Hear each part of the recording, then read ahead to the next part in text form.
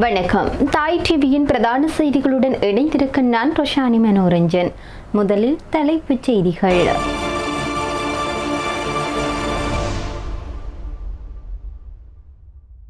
மீண்டும் களமிறங்கும் ரணில், சூடுபிடிக்கும் தென்னிலங்கை அரசியல். பசில் ராஜபக்ஷவிற்கு சர்வதேச பிடியாணை.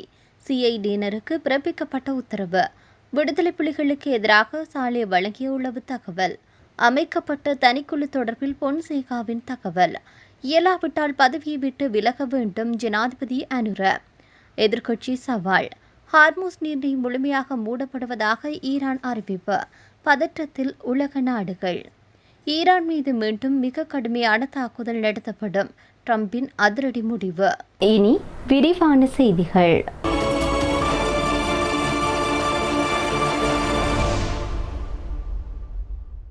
சமகாலத்தில் அனுர அரசாங்கத்திற்கு எதிராக மக்கள் மத்தியில் செல்வாக்கு குறைந்து வருவதாக எதிர்க்கட்சிகள் சாடி வருகின்றன.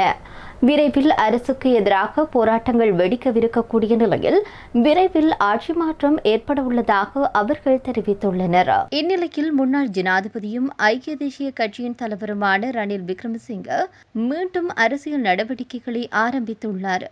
இதய அறுவை சிகிச்சை தொடர்ந்து ஓய்வெடுத்து வந்த நிலையில் அவர் மீண்டும் தன்னுடைய அரசியல் நடவடிக்கைகளை ஆரம்பித்துள்ளதாக தெரிய வருகிறது. அதற்கமைய அவர் கடந்த 8ஆம் தேதி முதல் கொழும்பு மல் வீதியில் உள்ள தன்னுடைய அலுவலகத்தில் தன்னுடைய பணிகளை மீண்டும் ஆரம்பித்துள்ளார்.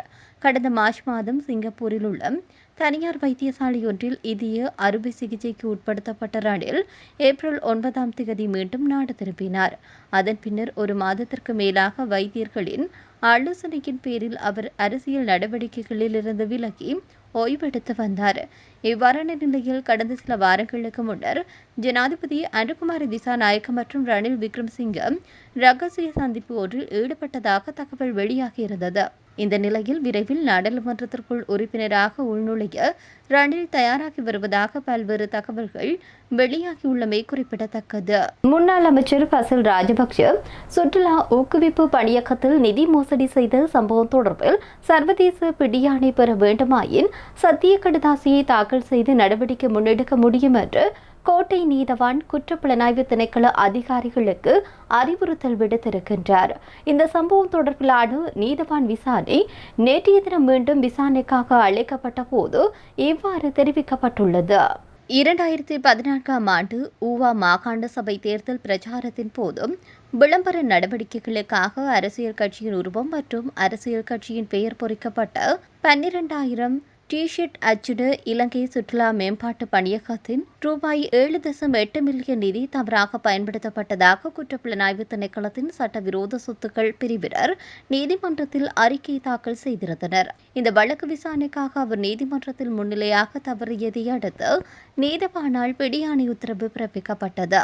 எனினும் ஆரம்பத்திலேயே இவருக்கு எதிராக பிடியாணை பிறப்பிக்கப்பட்டுள்ளதால் மீண்டும் அறிவித்தல் விடுக்க வேண்டிய அவசியமில்லை என நீதவான் சுட்டிக்காட்டினார். தேவையின்றி நீதிமன்றத்தில் சத்திய கடிதாசியை சமர்ப்பித்து சர்வதேச பிடியாணை பிறப்பிக்க தேவையான நடவடிக்கைகளை எடுக்குமாறு குற்றப்புலனாய்வு திணைக்களத்திற்கு நீதவான் அறிவித்துள்ளார். இதேவேளை இந்த சம்பவம் தொடர்பாக நீதிமன்றத்தினால் பிடியாணை பிறப்பிக்கப்பட்டிருந்த சுற்றுலா ஊக்குவிப்பு பணியகத்தின் முன்னாள் முகாமைத்துவ பணிப்பாளர் எதிர்வரும் 17ஆம் தேதி வரை விளக்கமறியல் வைக்குமாறு நீதவான் நேற்று உத்தரவு பிறப்பித்தார். அத்துடன் 2வது சந்தேக நபரான பணியகத்தின் முன்னாள் தலைவர் பஸ்வர் குணவர்த்தனவை 10 மில்லியன் ரூபாய் பெறுமதியிலான 2 சரீர பிணைகளில் விடுவிக்குமாறு நீதவான் நேற்று உத்தரவிட்டுள்ளார். இந்த சந்தேக நபர்களுக்கு எதிராக பொதுச்சொத்து சட்டத்தின் கீழ் குற்றப்பத்திரிகை தாக்கல் செய்யப்பட்டுள்ளதாக விசாரணை அதிகாரிகள் நீதிமன்றத்தில் தெரிவித்தனர். தமிழீழ விடுதலை புலிகளுடைய நடவடிக்கைகளை முறியடிப்பதற்காகவே உளவு தகவல்களை வழங்க சுரேசாலை குழு ஒன்று நியமித்திருந்ததாக முன்னாள் ராணுவ தளபதியான ஃபீல்ட் மார்ஷல் சரத் பொன்சேகா தெரிவித்திருக்கின்றார். முன்னாள் அரசு புலனாய்வு தலைவர் மேஜர் ஜெனரல் சுரேசாலி விவகாரம் தற்போது சூடு பிடித்திருக்கக்கூடிய நிலையில் அவர் இந்த தகவலை தெரிவித்திருக்கின்றார். இது தொடர்பில் அவர் மேலும் தெரிவிக்கையில், வடக்கு மற்றும் கிழக்கில் தமிழீழ விடுதலை புலிகளின் பயங்கரவாதத்தை முறியடிக்கும் நடவடிக்கைகளுக்காக சுரேசாலி வழங்கிய உளவு தகவல்கள் முக்கியத்துவம் வாய்ந்தவை அல்ல. அந்த உளவு தகவல்களை வழங்குவதற்காக காலாட்படை மற்றும் பீரங்கிப்படை ஜெனரல் ஒருவரின் கீழ் ஒரு தனிக்குழு அவர் நியமித்திருந்தார்.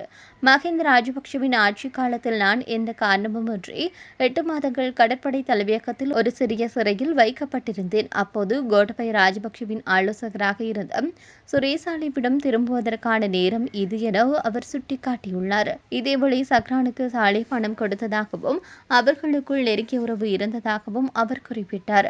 மேலும் சிஐடியில் மட்டுமல்ல எல்லா இடங்களிலும் எலிகள் இருப்பதாகவும் தனது வீட்டில் 3 எலிப்பொறிகள் இருப்பதாகவும் சரத் பொன்சேகா கூறியுள்ளமை குறிப்பிடத்தக்கது. ஜனாதிபதி அனுகுமார திசாநாயக்க தலைமையிலான அரசின் தவறான நிதி நிர்வாகம் மற்றும் முறையற்ற பொருளாதார கொள்கைகள் காரணமாக நாட்டில் பொருளாதாரம் பாரிய வீழ்ச்சியை சந்தித்துள்ளது. இயலாவிட்டால் அன்று பதவியை விலகிவிட்டு செல்ல வேண்டும் என்று ஐக்கிய மக்கள் சக்தியினுடைய கம்பஹா மாவட்ட தொகுதி அமைப்பாளரான வருண ராஜபக்ஷ தெரிவித்திருக்கின்றார். எதிர்கோட்டையில் உள்ள ஐக்கிய மக்கள் சக்தியின் தலைமை அலுவலகத்தில் நேற்று நடைபெற்ற ஊடகவியலாளர் சந்திப்பில் கலந்து கொண்டு கருத்து தெரிவிக்கும் போது இதனை குறிப்பிட்டார். மேலும் அவர் தெரிவிக்கின்ற போது முன்னாள் ஜனாதிபதி கோட்டபய ராஜபக்ஷவின் ஆட்சி காலத்தின் உள்நாட்டு மற்றும் வெளிநாட்டு நாணய கையிருப்புகள் முற்றாக இல்லாத நிலை காணப்பட்டது. எனினும் ரணில் விக்ரமசிங்க தன்னுடைய அரசை தேசிய மக்கள் சக்தி அரசிடம் ஒப்படைக்கும் போது மகா திரைசேரியில் 800 பில்லியன் ரூபாய் கையிருப்பு இருந்தது.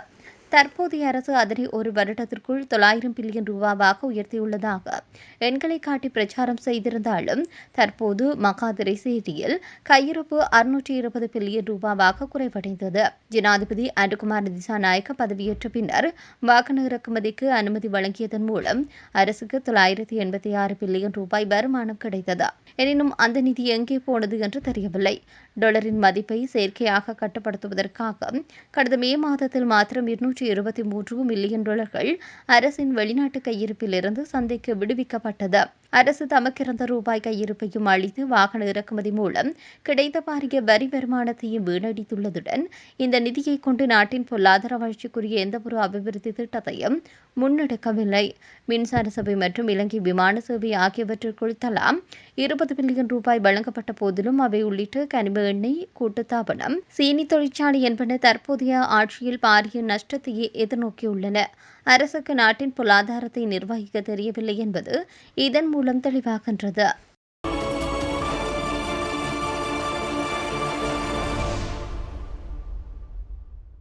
அமெரிக்கா நடத்திய தாக்குதல்களுக்கு பதிலடியாக உலகின் மிக முக்கியமான கடல் வணிக பாதையான ஹார்முஸ் நீரினை இனி அனைத்து கப்பல்களும் மூடப்படுவதாக ஈரானிய இஸ்லாமிய புரட்சிகர காவல் படை அதிரடியாக அறிவித்துள்ளது. இந்த விடயம் தொடர்பில் ஈரானிய படையினர் அதிகாரப்பூர்வமாக அறிவிப்பு வெளியிட்டிருக்கின்றனர். பிராந்தியம் நேரடி மோதல் ஏற்பட்டதாக ஈரான் செய்தி நிறுவனம் குறிப்பிட்டது. ஈரானின் கடுமையான தாக்குதல்களை கண்டு அமெரிக்க படைகள் அதிர்ச்சி அடைந்துள்ளதாகவும் அவை கூறியுள்ளன. ஆனால் தங்களது எந்தவொரு போர்க்கப்பலும் தாக்கப்படவில்லை என்று அமெரிக்கா அறிவித்து வருகிறது. போரை முடிவுக்கு கொண்டு வருவதற்கான பேச்சுவார்த்தைகளில் போதிய முன்னேற்றம் ஏற்படாததினால் ஈரான் மீதான தாக்குதல்களை அமெரிக்கா மீண்டும் தொடங்கும் என ஜனாதிபதி டொனால்ட் ட்ரம்ப் தெரிவித்திருக்கின்றார். ஓவல் அலுவலகத்தில் செய்தியாளர்களிடம் கருத்து தெரிவிக்கின்ற போது இதனை அவர் தெரிவித்திருக்கின்றார். அமெரிக்காவின் அப்பாச்சி ஹெலிகாப்டர்களை ஈரான் சுட்டு வீழ்த்தியதை சுட்டிக்காட்டி இந்த அதிரடி முடிவை அவர் அறிவித்தார். நாம் அவர்கள் மீது தாக்குதல் நடத்தப் போகின்றோம், அதுவும் மிக கடுமையான தாக்குதலாக இருக்கும் என ட்ரம்ப் எச்சரித்தார். மேலும் ஹெலிகாப்டர் வீழ்த்தப்பட்ட சம்பவத்தின் அடிப்படையில் அவர்கள் மீது தாக்குதல் நடத்த தமக்கு முழு உரிமை உண்டு என குறிப்பிட்டார். செவ்வாய்க்கிழமை ஈரான் மீது அமெரிக்கா பலத்த தாக்குதல்களை நடத்தியுள்ளதை உறுதிப்படுத்திய ட்ரம்ப் இன்றும் அதே போன்ற ஒரு கடுமையான தாக்குதல் தொடரும் என தெரிவித்துள்ளார். ஈரானுடன் கடந்த சில மாதங்களாக பேச்சுவார்த்தை நடத்தி வருவதாக ட்ரம்ப் குறிப்பிட்டார். அவர்கள் இந்த ஒப்பந்தத்தில் கையெழுத்திட வேண்டும். இது ஒரு நல்ல ஒப்பந்தம். ஆனால் அவர்கள் காலம் கடத்தி வருகின்றார்கள். அவர்கள் என்ன செய்கின்றார்கள் என்று எனக்கு தெரியவில்லை என்று தன்னுடைய விரக்தியை வெளிப்படுத்தினார். ஈரான் ஒப்பந்தத்தில் கையெழுத்திடாததால் கோபமடைந்துள்ள ட்ரம்ப் அந்த நாட்டினுடைய மின் உற்பத்தி நிலையங்கள் மற்றும் பாலங்கள் போன்ற பொதுமக்கள் அத்தியாவசிய உட்கட்டமைப்புகள் மீது தாக்குதல் நடத்துவதையும் நிராகரிக்க மறுத்துவிட்டார். இத்துடன் தாய் டிவியின் பிரதான செய்திகள் நிறைவடைகின்றன. நன்றி.